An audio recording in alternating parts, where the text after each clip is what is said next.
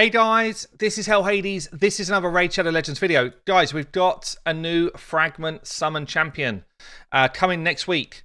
And I think we're also going to get a bunch of new champions coming at the same time.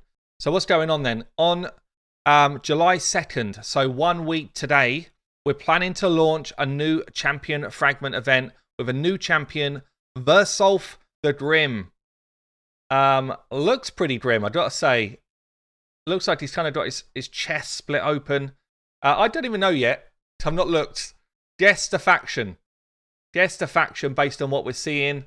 I'm going to guess Night Revs. But could be wrong. Let's have a look. Right, let's see. Faction, Night Revs. I got it right. Legendary champion, Night Revs. I guess the kind of pointiness of the hats and stuff, it gave it away.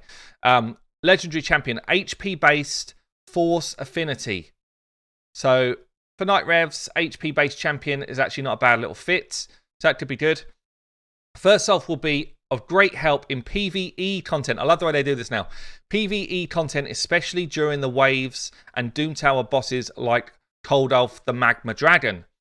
With his A1, he will provoke enemies and shield himself. With A2, he will AoE enemies and punish them with the additional hits if they are under controlled debuffs, as he has provoked in his kit. I'll read through this in a sec. With his A3, he will help your team live longer and reflect the damage to the attacker.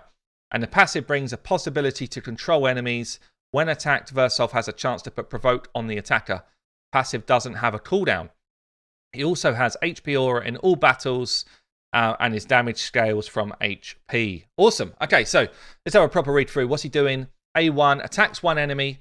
50% chance of placing a provoke with his A1. It's not bad.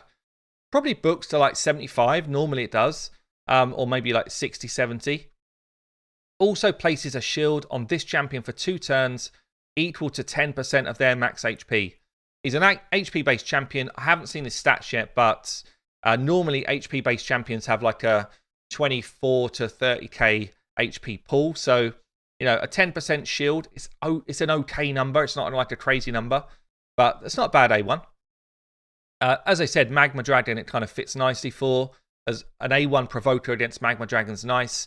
Also, at the moment, generally we're seeing rotations with Magma Dragon being force affinity. So him being force means that he's a neutral champion to that. A2, Reign of Sorrow. AoE hit, so attacks all enemies. 4-turn cooldown, probably books to 3. Normally they do that. Places an extra hit on enemies under stun, freeze, fear, true fear, and provoke.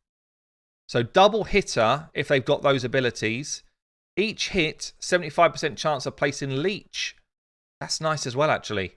Probably books to 100%. So if you've got someone who goes before him that can do like an AoE stun or AoE freeze, then he's getting a double hit off. Each hit, chance to place leech. That's actually, it is really nice for Doom Tower waves. Yeah, that's quite a nice skill. So A3, quality minions. Places an increased defense buff on all allies for 2 turns. Also places ally protection buff on all allies except himself for 2 turns. 5-turn cooldown. Now, I did some work with Yang Gaming, who has done a ton looking at ally protection. I mean, like a ton of work looking at ally protection. And it turns out it is totally broken in the clan boss. You're going to see a video on that over the weekend looking at his team. But it turns out it's the most broken ability against clan boss by like a mile. It's also just a straight up cool ability in the game. So increased defense and ally protection is good. 5-turn cooldown is quite long for a 2-turn ability. So I would be expecting to see maybe 2 cooldowns from books in this. Maybe. We'll see. But it is quite a nice ability.